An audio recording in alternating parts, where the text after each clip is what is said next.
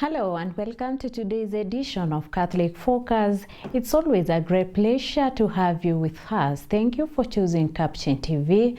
My name is Deborah Mani and our sign language interpreter is Charity Ngima. Pope Leo XIV has called on faithful not to allow themselves to be overcome by discouragement or live in a state of spiritual despair. Addressing hundreds of believers at St. Peter's Square, the Pope used the example of the paralytic at Bethesda to illustrate the situation we often find ourselves in when we feel stuck in life. He explained that such paralysis is not only physical but can also be internal, manifesting when we give up, blame others, and fail to take steps to help ourselves. Pope Leo emphasized that Jesus invites us to stand up, rise, and rewrite the story of our lives. In his conclusion, he urged the faithful to pray for the grace and to receive healing and to recognize the areas in their lives where they are spiritually stuck.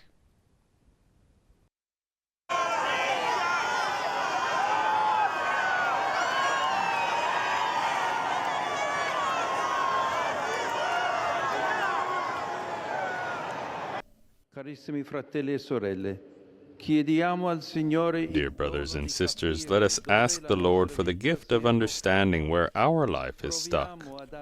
Let us try to give voice to our desire to be healed. And let us pray for all those who feel paralyzed, who do not see a way out.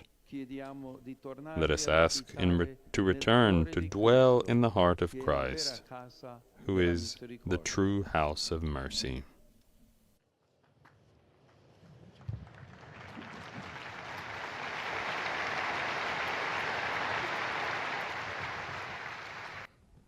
Moving on, there is an urgent need to raise more awareness among residents of Busia County about albinism, with stigma from the community remaining a major challenge. Speaking at Kaukotoit Primary School in Teso North constituency during a sensitization forum for students and teachers on albinism, the director in charge of persons living with disability in Busia County, Metrin Wamalo, noted that stigma and misconceptions about albinism continue to hinder the proper care and upbringing of affected children. Parents have been urged not to eye their children when they discover they have albinism or any other form of disability. Teachers in the area highlighted that these children face numerous challenges at school, ranging from inadequate care to security concerns, and called on the Ministry of Education to implement more measures to protect and support them. Miili ya walemavu wa ngozi katika Busia ni kati ya watu 40 na 50, lakini kitu ambacho najua ni kwamba wako zaidi ni kwa sababu hawajajitokeza. Na ningeweza kuomba sana ya kwamba kama una mlemavu wa ngozi mahali popote, ukamtoe nje ili aweze kujulikana. Ofisi yetu inapatikana pale Busia kwa County Commissioner. Akijitokeza tutamsajili, tunawapa mafuta, tunawapa hata pia mavazi ambayo yanaweza kuwafunika gubi ili wasiweze kuchoma na miale mikali ya jua, na pia tunaweza kuwapa hata miwani na mambo mengine zaidi mengi ambayo tunawapa wale walemavu wa ngozi, na kwa hivyo wasiweze kufichwa, waweze kujitokeza ili serikali iweze kuwajua na iweze kuwapangia. Walimu wanahimizwa watoto wenye wana ulemavu wa ngozi wawekwe karibu na ubao ili wasisumbukane sana kusoma ubao, na pia wapewe muda wa kutosha. Kama kuna assignment yote wanapewa pale kwa darasa ya kusoma, kwa mfano wapewe muda zaidi ili waweze kusoma bila changamoto yoyote.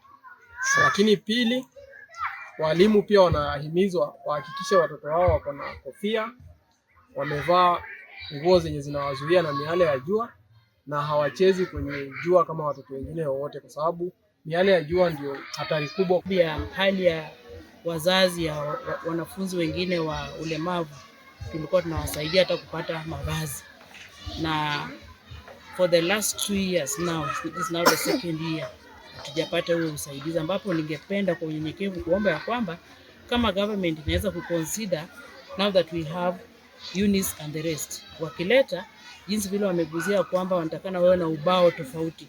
Tumekuwa tukitumia ubao the blackboard. But kama pesa ikipatikana waweze kuwatengenezea the special kind of blackboard yenye haitawaadhiri. Ushauri yangu ambaye ningependa kusema ya kwamba wazazi ambao wanayeficha watoto ambao wako na ulemavu ya ngozi wasifiche, kwa maana wanaficha kitu kizuri ambayo wataweza saidia kwa miaka zijazo. Wale watoe nje wapate mafundisho na wako na akili ya kusoma ambayo itaweza saidia jamii kwa jumla.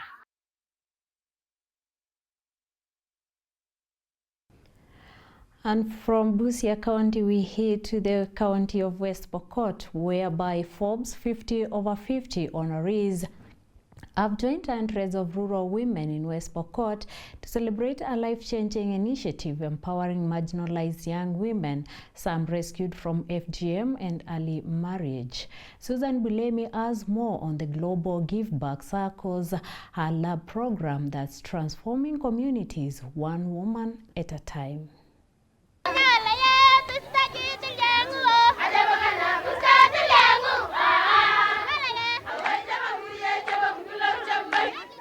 Over 700 rural women gathered in West Pokot to celebrate the Global Give Back Circle, a women-led initiative that provides a safe haven, technical skills, and financial empowerment for girls and young women rescued from harmful practices such as FGM and early marriage. Speaking at the event, Caroline Menech, Executive Director of her lab West Pokot, said the organization wanted to ensure rescued girls could have a better future, leading to the establishment of a technical institution where they can learn and gain practical skills. We're thinking about how can we have these girls progress and have skills.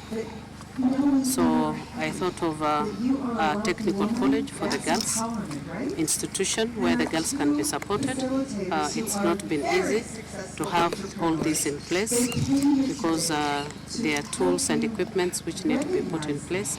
And we are grateful that Mastercard Foundation and Global Give Back Circle came in to support us. The Her Lab program, founded by Linda Lockhart and supported by the Mastercard Foundation and local partner Peru Rays of Hope, has become a beacon for sustainable community-driven change. During the event, Linda Lockhart noted how the program is restoring hope and giving visibility and recognition to women who once felt forgotten, creating a new sense of purpose in their lives. One of the things that we have seen, and like I said, this is our first day here, but we have heard incredible stories of how women who were really feeling as though life didn't offer them much opportunities, they were feeling quite stuck and quite helpless, and yet with very little financial support, they've been able to really transform their lives. Saving even 200 shillings a month or 200 shillings a week has really helped them. We've heard of stories of women who've been able to support each other, to invest in businesses. They have bought chicken, the chicken are giving them eggs. They have bought a cow. We met a lady that was supported by her community through the savings that they've had to even invest in a cow. So we've really seen differences. Women who managed to even finish high school but sat at home for even up to 2 years without anything to do. And yet this program has given them hope again. It's given them a chance to do something great with their future. Women at the celebration shared emotional stories of survival and success, showing how local solutions are transforming lives and livelihoods. Flora Mutahi, founder and CEO of Melvin Marsh International, praised the rescue center, pointing out that West Pokot remains underserved on gender matters and highlighting the crucial role her lab plays in uplifting the community. They have a rescue center. They take women, they teach them financial inclusion, they teach them various skills. And I think what's interesting is, I think it's been around for 15 years, and today we've just seen how much growth that has been happening. They have sewing labs, they have plumbing, they have catering, hairdressing. So this is a place where women from Pokot, or girls actually, would come here, seek refuge, especially when they're sort of running away from FGM. West Pokot has typically been the most underserved area around matters gender. So it is a great thing that they're doing here. I think they accommodate something like 120, living, and maybe 60 or something who come in day, for every day. I think the program is one year long. The Global Give Back Circle hopes to expand this model and reach even more vulnerable and young women across Kenya. Reporting for Catholic Focus, my name is Susan Bulemi.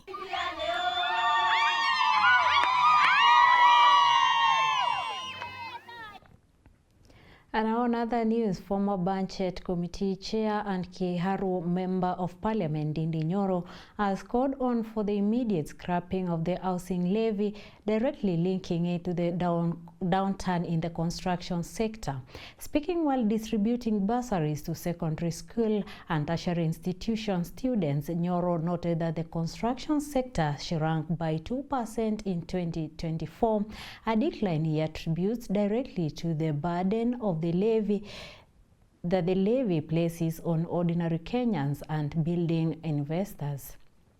He urged that 70 billion shillings collected through the housing levy would have been more beneficial if left in the hands of citizens, allowing them to invest freely in construction projects without government interference. Nyoro's remarks comes amid growing public concern over the high cost of living and heavy taxation. His sentiments reflect mounting pressure on the government to evaluate its fiscal policies and prioritize initiatives that deliver direct benefit to citizens. The initial proposal was the housing levy was to be an investment. Ya kwanza Mkenya akikatwa, it was to go and de-risk the construction of the low cost housing, alafu anarudishiwa baadaye. Tukienda hivyo ikatoka kwa investment ikakuwa ni kodi. Now this is the astonishing figure. The government figure ambayo ilikuwa released by Kenya National Bureau of Statistics inaonyesha ujenzi katika Kenya construction sector shrank in the year of 2024 by 2%. Wakati ambao tunapigiwa mapicha ya kuonyesha housing projects. Cement consumption in Kenya in the year 2024 shrank by 7.94% according to the government figures. Utumizi wa chuma steel ulienda chini. Hii ni kuonyesha ya kwamba the housing levy was more productive in the economy when it was in the private hands. The 70 billion was more helpful to our country when this money and the discretion to spend it was left to Kenyans. Na kwa hivyo tunauliza, kwa sababu tunasikia watu pale wa treasury wanasema wanataka kukarabati housing levy. Vile wa Kenya wanauliza ni hivi, ile ukarabati muhimu inaweza fanyika needs to abolish the housing levy in totality. Because the government figures themselves onyesha tukikatwa pesa tupatie serikali jenge nyumba, construction sector ina shrink. Kwa hivyo rudishia hii pesa wa Kenya watajijengea. Na about tunafaa tusaidie like every other country what they do katika pale kwa budget, badala ya kurenovate manyumba ya serikali, hiyo pesa inaweza kuja hapa ijengee watu social housing ya wale madada zetu na kaka zetu hitaji usaidizi wetu sisi wote. Na kwa hivyo the kind of reform we expect going forward, because the figures have shown that the housing project is shrinking the construction sector, is to come up with an expansionary fiscal policy ya kuacha kucollect hii housing levy ibaki kwa mifuko ya Wakenya. Wakenya wanajua kutumia pesa kuliko kulingana na tumeonyeshwa na vitabu za serikali.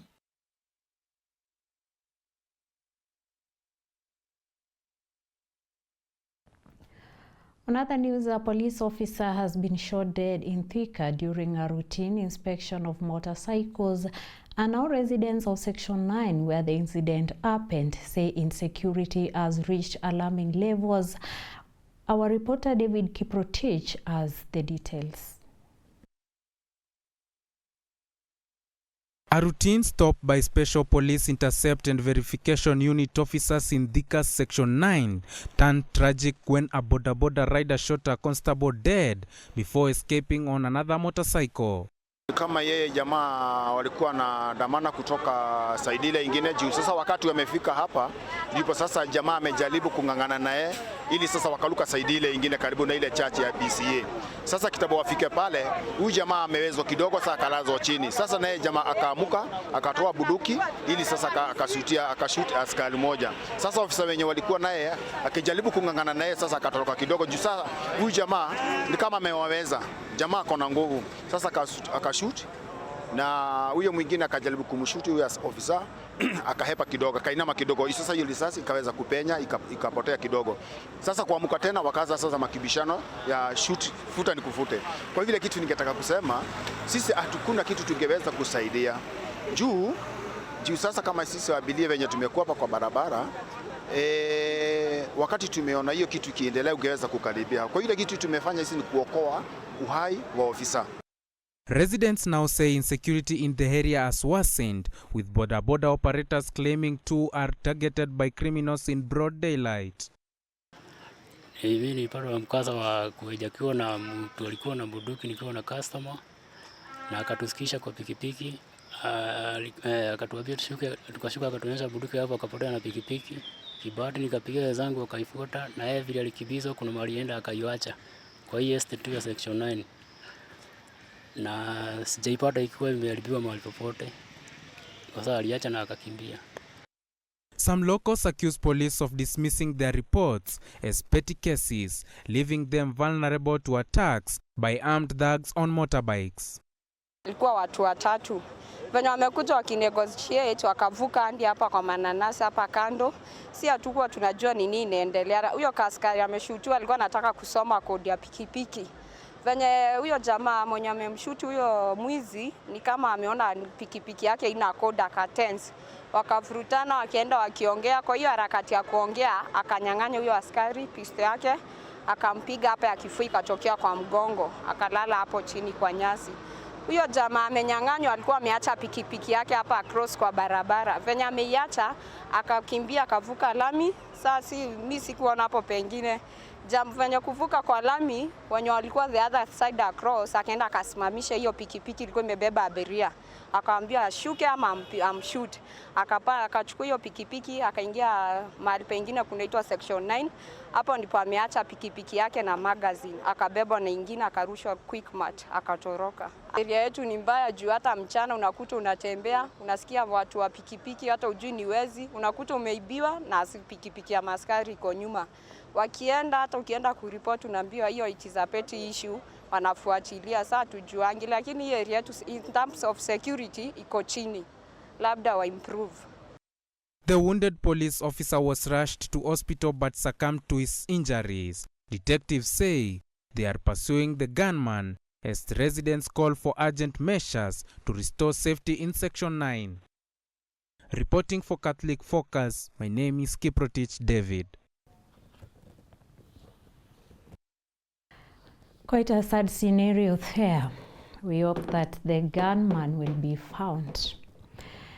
The Ministry of Mining, in partnership with the Kakamega County Government and UNDP, has established a training center for small-scale gold miners in Rostoman to promote mercury-free gold processing methods. Speaking during the handover of the site, Kakamega County Environment Executive Penina Mukabane said the initiative aims to empower local miners with safer and more environmentally friendly practices. Mayani Saino from the Planet Gold project under the Environment Department noted that the center will also offer access to modern equipment and technical training. Meanwhile, Kakamega County Mining Officer Job Onsomu is urging miners to strengthen their cooperative societies to boost access to government support.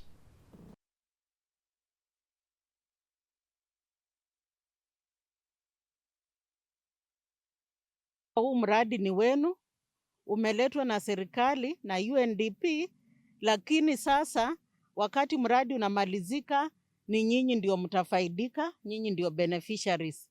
Kwa hivyo tunaomba maximum support and cooperation wakati mradi unaendelea, waweze kuungana na contractor, watunze mali ya contractor, na pia contractor tunamsihi zile kazi ndogo ndogo ambazo wananchi wa hapa karibu wanaweza kufanya, kazi ya mkono wapatie wananchi wa hapa. Ile kazi ambayo inahitaji skills ambazo hazipatikani hapa ndio watoe mbali. Mining sector is an alternative source of livelihood to agriculture in this county, and we want to elevate it to the next level. Kazi yetu ni kusimamia Article 7 kuhakikisha kuwa artisanal and small scale gold miners reduce contamination of mercury in our environment, in our health system. So as a project, we are setting up a demonstration site to help the artisanal and small scale miners of Rosterman to have knowledge transfer on alternative technology. So for this site, we have funding. The government of Kenya has funding from the Global Environment Facility. The funding is through UNDP and those around this place to be able to learn on alternative technology and also scale out what we will be demonstrating here that will give them better economic output, safer to their health and to the environment, and it will also make Kenya comply to the obligations of the Minamata Convention. Itakuwa rahisi kwa serikali na kwa mashirika kuweza kuwafikia wakiwa wameungana kwa cooperatives. Na leo tumekuja hapa kushuhudia kwamba hizi cooperatives ambazo ziko huku Rosterman zitaweza kufaidi na huu mradi ambao utakuwa ni mahali ambapo watakuwa wanafundishwa mbinu badala za kupata ile gold kutoka kwa mchanga ili waache kutumia yale madini ya mercury ambayo yana madhara katika afya yetu. Lile ambalo ningezidi kuhamasisha zile cooperatives ambazo ziko katika ile eneo letu la Western ni kwamba wale ambao ni members, wale ambao ni artisanal miners wazitie nguvu kwa sababu itakuwa rahisi kufikiwa. Wale artisanal miners wakiwa wakifanya kazi kando kando itakuwa vigumu kuwafikia kwa sababu ya kiwango na ukubwa wa ile kazi ambao wanafanya wao kama wachimbaji wadogo. Ni sisi kwa ujumla kama wachimbaji tunasema hii kitu lazima isaidie kila mchimbaji mwenye ako Kakamega County, sio uwe kwa cooperative ama uwe uko kwa cooperative, bora wewe ni mchimbaji. Hizi sites ukuje upate mafunzo, ujue the new technology yenye inakuwa applied, especially kwa use of mercury, ambapo mercury sana sana ina hawa mama ndio wanaguza mercury sana, na mercury ina affect watu wakati wa roasting of the gold, na hapo ndio inaenda katika mili zetu na inakuwa a slow poison.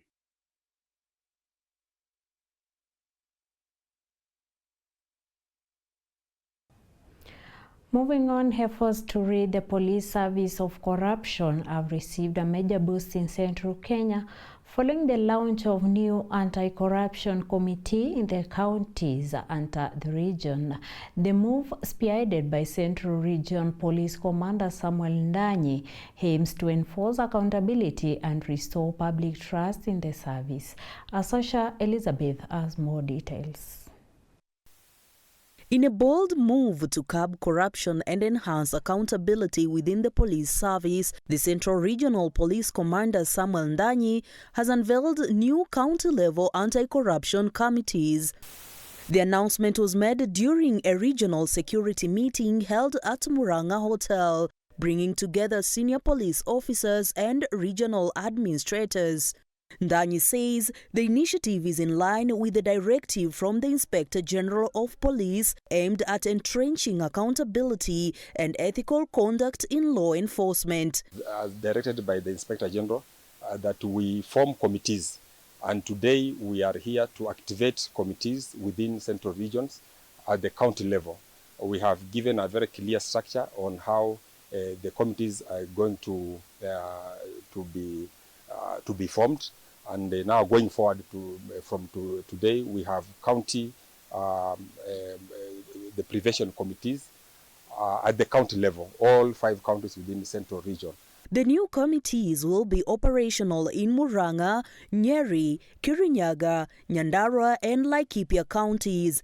Their primary role will be to investigate and take action on cases of corruption involving police officers at the county level. Their main task today is going forward is to come up with a work plan and discuss matters, the thematic areas that they think, because different counties have different problems in terms of even crime and areas that are perceived to maybe corruptions have their way in those areas. So we have discussed at large matters to do with the corruption in the National Police Service and in particular for the central region. At the moment, committee members will be drawn from within the police service, but there are plans to include officials from other government agencies in the near future. And after this, I expect now the county police commanders to take now the message, to cascade it down to the sub-county level, to the station level, so that we are all at par in terms of thinking, in terms of fighting the illicit brew, and also in terms of even fighting the corruption within the National Police Service in Central Region. The regional police boss also praised officers in central Kenya for their role in the ongoing crackdown on illicit alcohol and narcotics. However, he acknowledged that corruption has, at times, enabled such illegal trades to thrive, particularly when rogue officers shield traffickers from the law. We are also discussing, as you are aware, that previously Central Region had been hardly hit by illicit brew. So we are also trying to come up with the strategies on how we are going to take the war further in fight against illicit brew. And this one cuts across. It is not it's not the work of the county police commander, it's not the work of county AP commander or the DCI. It's the work of the National Police Service, the whole team working together and with the other agencies. We have other agencies like Ngao, other agencies like Nakada, the whole of government approach so that we win the fight against illicit brew. But according to our statistics, currently we have so far 124 persons that have already been arrested within this month. We have also cases pending before court, roughly about 85 cases before court. We have also managed to destroy so many liters, roughly around 700 liters of illicit brew. We also bring in the protection logic. This is a department within the East African breweries, also to assist us in identifying what is legit, what is counterfeit within the brands that are produced by East African breweries. So that is the discussion that we are having, because we must protect the members of the public from consuming what is not legit. The performance of these committees will be assessed periodically with actionable recommendations implemented to ensure lasting reforms in the police service. Asash Elizabeth for the Catholic Focus, Capuchin TV. We look forward to a day when the police service will be corruption-free. And that story brings us to the end of our today's edition of Catholic Focus. We thank the team that necessitated and facilitated this broadcast to bring you it live at this hour. On behalf of our sign language interpreter, we thank you too for choosing Capuchin TV. My name is Deborah Mwani and our sign language interpreter has been Charity Ngema. Be blessed.